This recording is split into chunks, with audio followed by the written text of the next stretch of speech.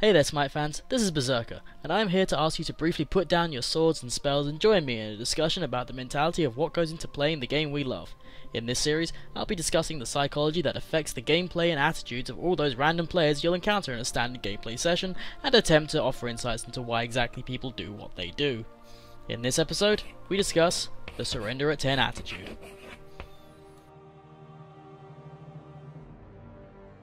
Before I get into the nuts and bolts of what comprises the topic at hand, it's probably best that I briefly outline what exactly I mean by the surrender at 10 attitude. In the game of Smite, in order to avoid players abusing the surrender function, or leaving the game early and putting the other players at a severe disadvantage, players may only choose to surrender through a greater than 60% vote in favour of surrendering at any point past the 10-minute mark of a game, and are penalised with a strike against their account if they leave early or outside of a surrender vote. This is known as the deserter debuff. It is because of this that a lot of players adopt an attitude that is, let's say, less than favourable, when it becomes clear in their mind that their team is doomed prior to the 10-minute mark. This in turn can lead to anything from trolling, to name-calling, to full-blown gamer rage and beyond.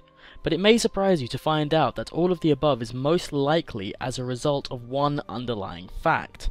The people in question are no longer motivated to play and enjoy themselves. While this may be viewed as a bit of a simplistic take on the human psyche, the principles stand up when the available research is examined. People play Smite for many different reasons, but when all is said and done, it all boils down to the same one. They find it fun. Now, I have no intention of going down the rabbit hole of complexity that is the psychology of what is fun on my first video in the series, although I reserve the right to tackle that one at a later date, but it's pretty safe to assume that anyone actually watching this video probably finds the game fun, so we can just use that as a starting point. All creatures are programmed to find more enjoyable, or in this case fun, activities much easier to perform. Because of this, these activities are often undertaken by choice, and are done so for no other reason other than it being fun. This is known as an intrinsic motivation, a motivation that satisfies a person's inner desires without any outward physical or extrinsic reward. Now, believe it or not, there is actually a whole subsect of modern psychology completely devoted to the psychology of happiness and well-being of the individual. This is known as positive psychology, and it's a very active and current area of study.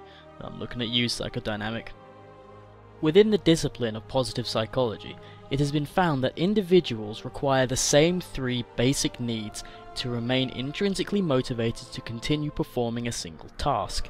These are competence, relatedness, and autonomy. This is known as self-determination theory. The key to understanding the attitude in question lies in the understanding of these needs in context, as once these factors have become understood, it becomes a little clearer as to why intrinsic motivation is so important to overall enjoyment. Let's start with competence, the constant desire to control the outcome of a given task and to experience mastery over it.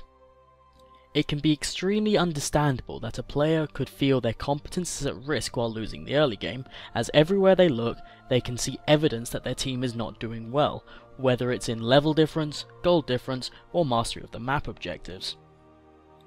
The complexity of any given conquest match could potentially become an ever-increasing list of reasons as to why the player's team is losing, and as far as the human psyche is concerned, why it is all specifically their fault.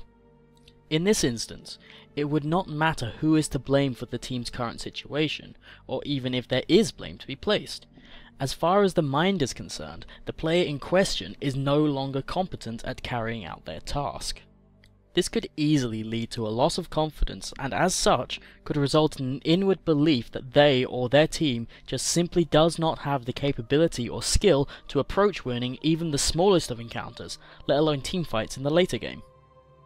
Even if an objective analysis of the team's composition shows a much stronger late game, the evidence at hand supposedly shows that regardless of what occurs in the next 40 plus minutes, this team cannot win. This can all be attributed to the loss of the competence need and does not stop there.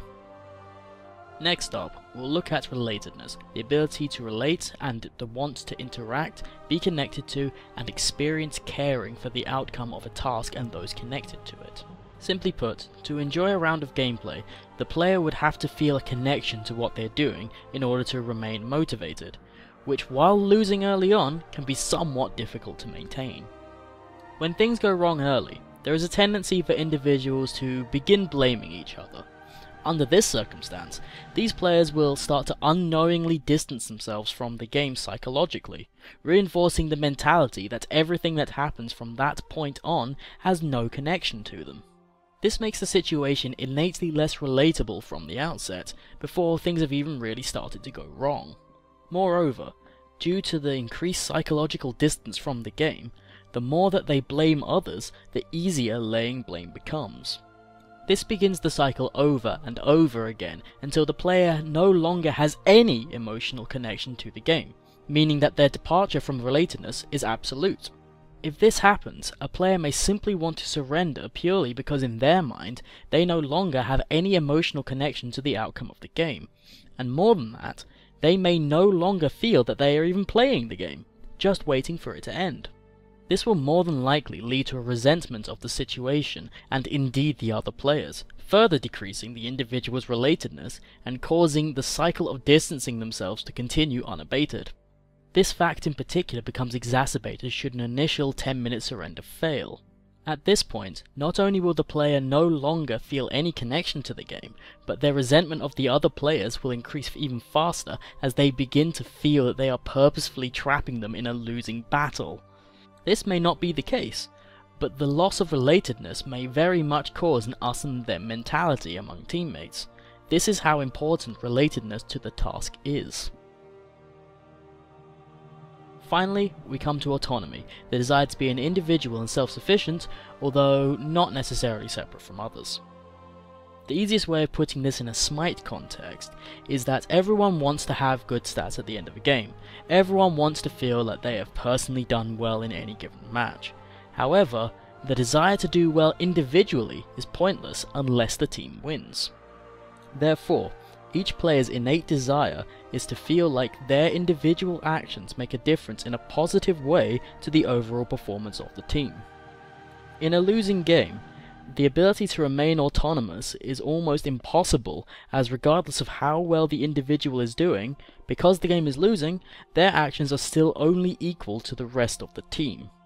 This means that the player's individuality is lost under the veil of losing, and as a result of that, so does go their feeling of autonomy. We've all been in situations where we personally are doing extremely well, but regardless of what we do, how many fights we carry, or how often you save your weaker teammates from certain death, the team is still losing. Inversely, we've all felt like we are the complete and total reason that the team is losing at one time or another.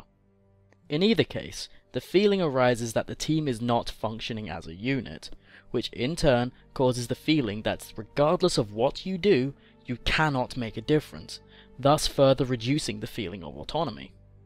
The need for autonomy is so important to the fun gameplay experience that the designers of Smite, perhaps unknowingly, have created a game where each player of a team has a role so well defined that straying from those roles can affect players psychologically through a kind of removal of their identity.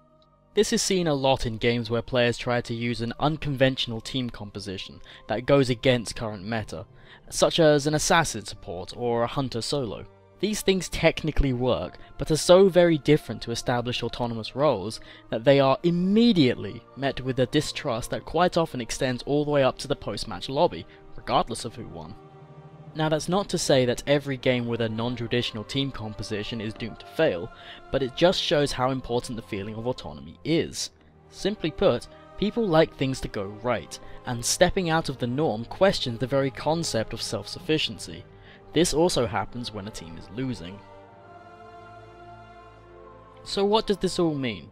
Sure, the sudden reduction or lack of intrinsic motivation to continue with a game on a single occasion could potentially make for a less fun experience, but that doesn't necessarily immediately equate to a poor attitude. However, if this happens several times in a single sitting, then it becomes quite easy to become worn down psychologically over time. If this happens again and again, then you'll start to get the situation where people are ready to give up before the game has even begun. This phenomena is known as learned helplessness, which, as the name suggests, is a situation where the individual has gained a state of mind where nothing is going to go their way and there is nothing they can do to change that fact. Studies have shown that when beings are placed in a situation that they deem to be unwinnable, the desire to give up increases exponentially over time. What may start as a positive attitude towards a legitimate challenge may slowly morph into a kind of assumption that things will not go their way. These same studies also show that given enough time, those involved will completely give up and not even try to fight against the negative pressure being placed on them, even if that pressure is causing psychological or even physical harm. While this does sound a little extreme, have you ever had one of those games where players seem to be angry at you before you've even locked your god in? Well, those people are in the grips of learned helplessness, and have started to subconsciously assume that they are not going to win from the outset of a game. This belief is not inevitable, it is not guaranteed to happen, however it is surprisingly easy for those not self-aware or motivated enough to notice it to become affected by it to some extent. So what does this all really mean? The surrender at 10 attitude can be explained by a sort of downward spiral of loss of confidence, which leads to a loss of motivation, which leads to the belief that nothing can be done to win and therefore there is no point but to surrender as soon as physically possible. Damn, that's pretty dark. But then again, what did you expect from a YouTube video about the psychology of giving up amid defeat?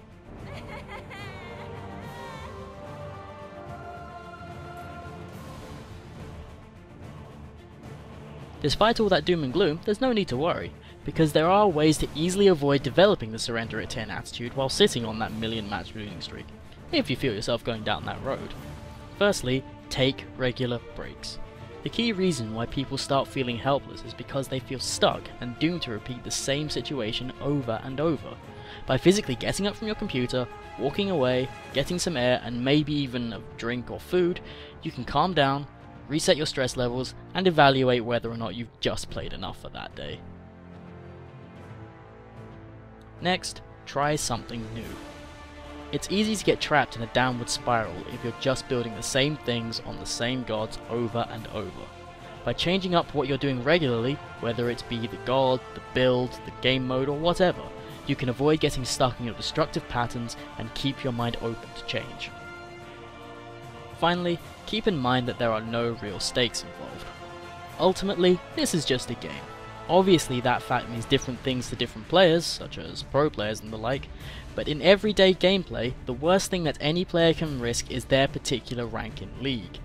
While this does represent a significant amount of effort, it does not affect you in the grand scheme of things if you do lose a rank or two due to poor gameplay. This is not to say that your rank does not matter, but taking pressure off the outcome of a game will directly correlate to having more fun during the match itself. So there you have it, a brief insight as to why that guy was really BM for no reason that one time, although before I sign off here, a small disclaimer.